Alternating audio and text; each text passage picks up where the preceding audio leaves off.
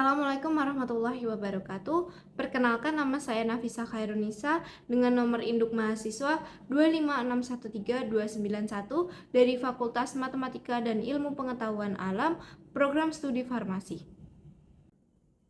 Baik, jadi saya akan menjawab pertanyaan pertama tentang konsep fitrah. Jadi konsep fitrah dalam Islam itu dijelaskan dalam Al-Quran surat Ar-Rum ayat 30 yang menyebutkan bahwa Allah menciptakan manusia dengan fitrah, yaitu kecenderungan alami untuk mengenal dan menyembahnya. Jadi fitrah ini adalah potensi bawaan yang suci dan lurus sejak lahir, namun bisa saja berubah karena pengaruh lingkungan. Dalam hadis riwayat Bukhari juga disebutkan bahwa setiap anak itu dilahirkan dalam keadaan fitrah, lalu orang tuanya lah yang menjadikannya Yahudi, Nasrani, atau Majusi.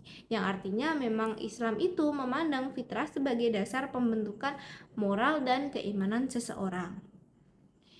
Kemudian untuk nomor 2, akidah itu merupakan keyakinan yang tertanam kuat dalam hati tentang keesaan Allah dan seluruh ajaran yang dibawa oleh Rasulullah Shallallahu Alaihi Wasallam. Akidah menjadi pondasi utama yang membentuk cara berpikir dan bersikap dari seorang Muslim. Karena dari keyakinan itulah lahir perilaku yang sesuai dengan nilai-nilai Islam. Menurut buku Akidah Islamiyah karya Syekh Muhammad bin Shalih Al-Utsaimin, akidah yang benar akan menuntun seseorang untuk berpikir rasional, namun ia akan tetap tunduk kepada wahyu.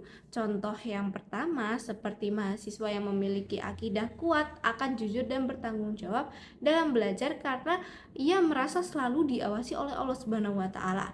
Kedua, ia juga akan menghargai perbedaan dan menjaga adab dalam berpendapat karena meyakini bahwa semua manusia itu adalah ciptaan Allah yang harus dihormati.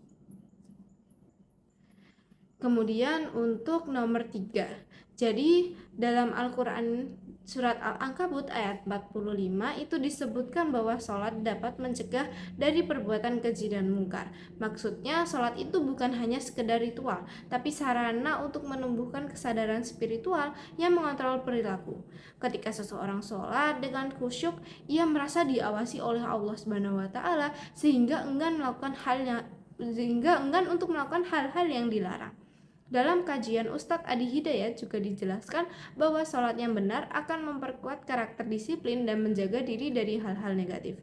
Bagi saya pribadi sebagai seorang mahasiswa, hal ini terasa nyata ketika sholat membantu menenangkan pikiran saya saat stres kuliah atau saat mengerjakan tugas, sekaligus menahan diri dari hal-hal buruk seperti mencontek atau menunda tugas. Kemudian untuk nomor 4, fenomena masyarakat yang memberi sesaji ke laut untuk menolak bala termasuk dalam perbuatan syirik karena menyekutukan Allah. Dalam Al-Quran surat Yunus ayat 106 dijelaskan bahwa janganlah engkau menyeru kepada selain Allah karena mereka tidak dapat memberi manfaat ataupun mudarat. Kemudian dalam hadis syahih juga ditegaskan bahwa hanya kepada Allah lah tempat memohon pertolongan. Jadi menurut saya ketika masyarakat menggantungkan nasib kepada selain Allah, mereka itu telah keluar daripada tauhid. Sebagai muslim, saya memandang tindakan itu harus diluruskan dengan pendekatan dakwah yang lembut dan edukatif agar masyarakat itu juga memahami bahwa doa dan ikhtiar kepada Allah Subhanahu wa taala adalah cara yang benar untuk menghindari musibah. Kemudian untuk nomor 5, tujuan utama penciptaan manusia itu adalah untuk beribadah kepada Allah Subhanahu wa taala sebagaimana disebut dalam Al-Qur'an surat Az-Zariyat ayat 56. Yang dimana ibadah di sini tidak terbatas pada ritual seperti sholat, tapi mencangkup semua aktivitas yang diniatkan karena Allah. Dalam konteks perkuliahan, belajar dengan bersungguh-sungguh, kemudian meneliti dan berkontribusi bagi masyarakat, termasuk dalam bentuk ibadah jika diniatkan untuk mencari ridho kepada Allah Subhanahu wa taala. Kemudian dalam kajian Ustadz Hanan Ataki juga sering menekankan bahwa mahasiswa bisa menjadikan setiap mahasiswa akademik sebagai amal soleh asalkan dilakukan dengan niat baik, disiplin, kemudian bermanfaat bagi orang lain. Jadi kuliah itu bukan hanya sekedar mengejar nilai, tapi juga bagian dari ibadah yang bermakna.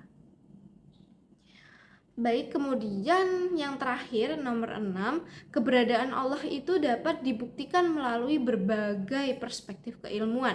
Dari sisi sains misalnya, hukum keteraturan alam yang begitu presisi menunjukkan adanya zat yang maha cerdas yang mengaturnya. Seperti yang dijelaskan dalam Al-Qur'an surat Ali Imran ayat 190 sampai 191 tentang tanda-tanda kebesaran Allah di langit dan bumi.